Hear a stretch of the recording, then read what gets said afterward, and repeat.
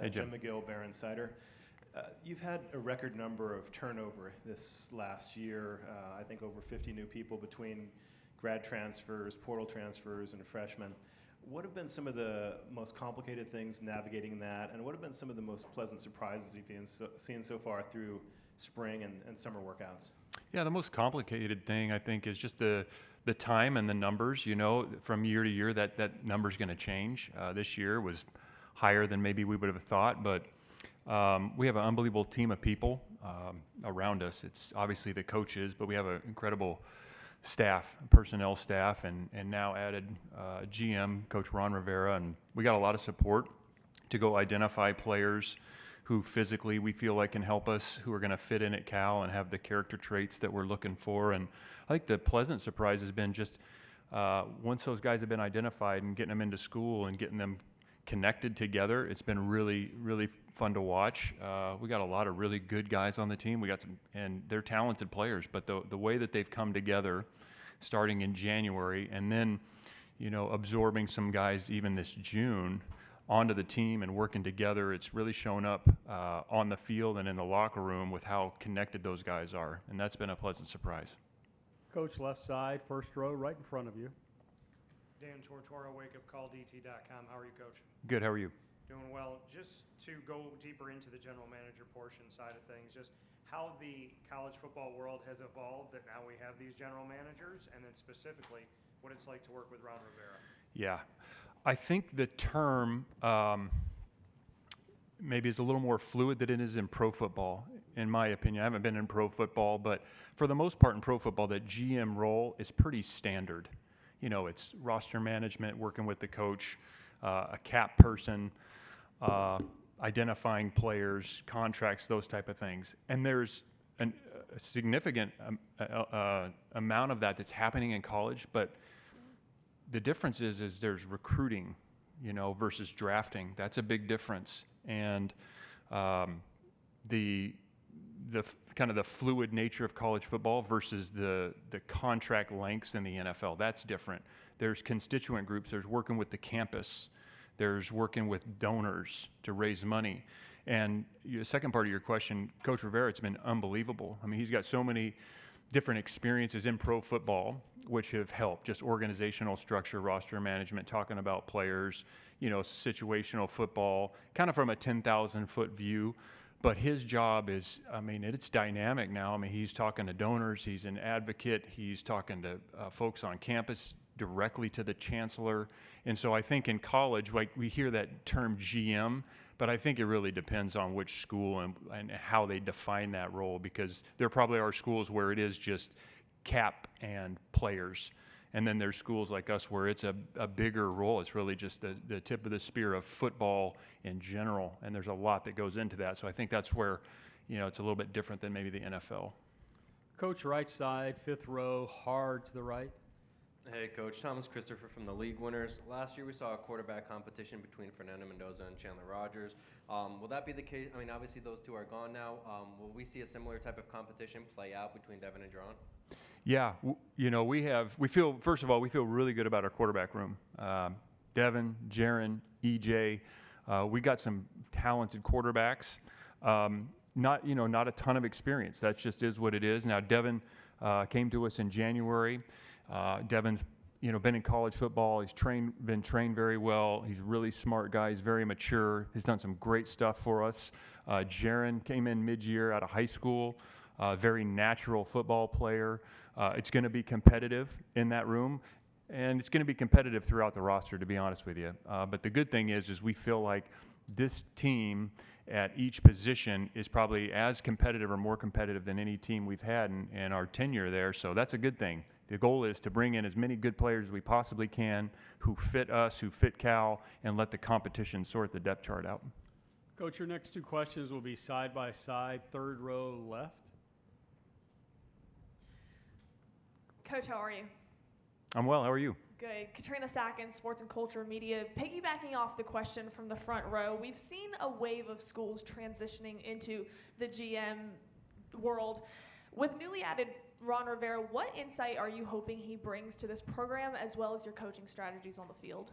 Yeah, like I said, I mean, we get to talk about anything and everything that has to do with Cal football. And when Coach got there, I mean, there's an element of him, you know, watching kind of what we do and how this college football thing is working, and you know, the similarities to pro football and then the significant differences to pro football, and talking through those and how, you know, his experiences and what he's been through, how we can take and learn from those and apply them, whether it's, you know, third down defense or organizational structure and coaching and roster management and all these different things. So it's been awesome. I mean, it really has. And the thing that makes it so unique is, I mean, he's a Cal Bear through and through. I mean, and he will tell you that, and he will carry that flag, and he obviously carries a lot of weight with our donor group and our campus, and just who he is as a person, his experience, what he's accomplished in his life. It's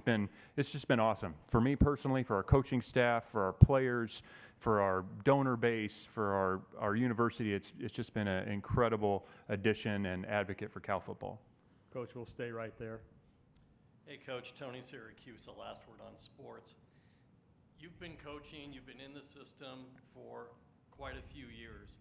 Are these changes with the way college sports is structured, college football is structured, is it harder for someone who has been in to make, as long as you have to make that transition, as opposed to a coach who has basically just grown up during this? Do I look that old? You don't look that Okay, well, old, but you've thanks. been doing this a few years. You weren't supposed to answer that, but okay. That's a great question. It's changed a lot, but it's really changed in the last 4 or 5 years. You know, from 2001 to 2019, the names and faces changed, but essentially the rules of the game and how it was done were pretty similar. And then it's changed a lot. The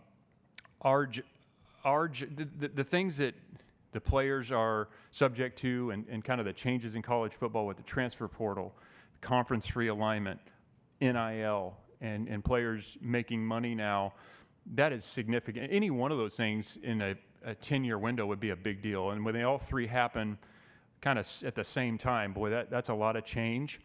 And so it's our job as coaches is to help, you know, navigate that for our respective programs. So that has been different, and it's been a challenge, and it's been fun, and there's been some times where it's, you know, not as fun, but you're just trying to find a way to do what's best for the program, because that's ultimately our job. And when you start taking into account the coaching history and what were you accustomed to, you know, at the end of it, these guys need mentoring and they need coaching. And I know there's this kind of feeling sometimes, whether it's from fans or donor bases or schools or even coaches, well, it's like, well, now they get paid. It's like the NFL. But it's not. They're 17, 18 to 22, 23-year-old guys. They still need to be coached. They still need to be mentored, okay?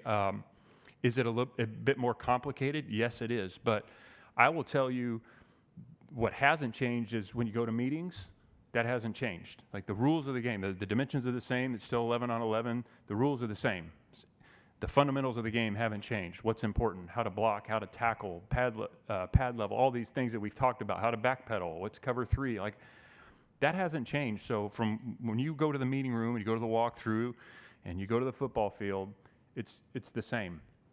If you have an issue as a coach or an administrator or a staff member with this new environment, then you got to decide whether it's for you or not, you know. It's our job to coach the guys and mentor them and help them become better.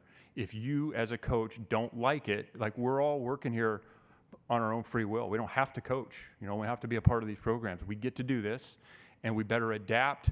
And it might, I can understand there's some frustration at times figuring out, like, how's this going to go? But you either, figure it out and find a way to embrace the change and continue to coach them and mentor them because that's what they need, or you need to do something else. Coach right side, third row. Kenton Gibbs, Locked On ACC.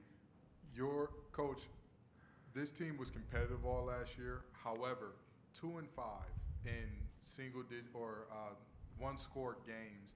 How do you fix that, especially being in the unique situation of losing your statistical leader in virtually every category? How do you fix that into this year with so many new faces? Yeah.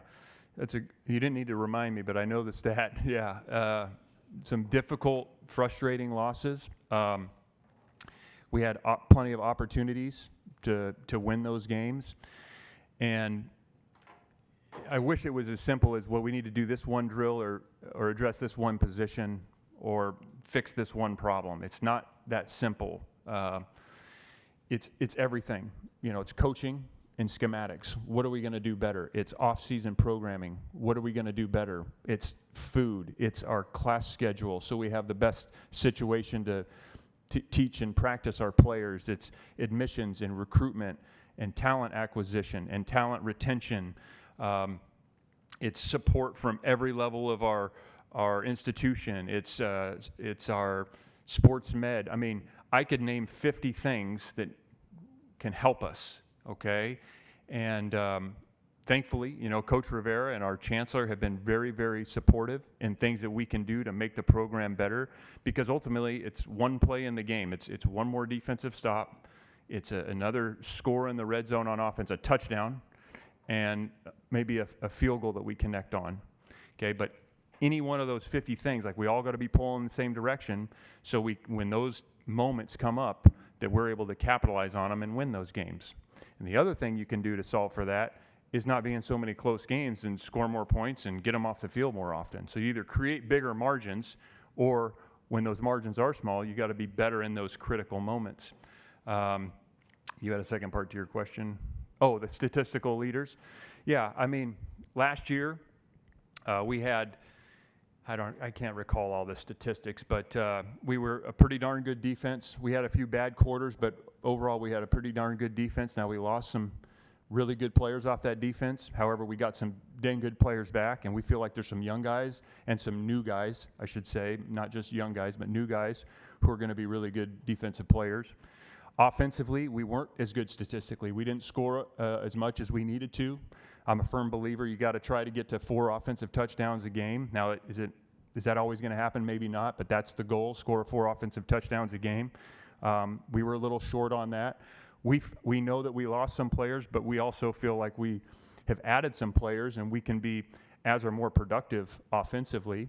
And then in the special teams game, it's field position and executing field goals. And so all that right there can be the difference in those one-score games, which if you win those, then we're up here probably having a totally different conversation.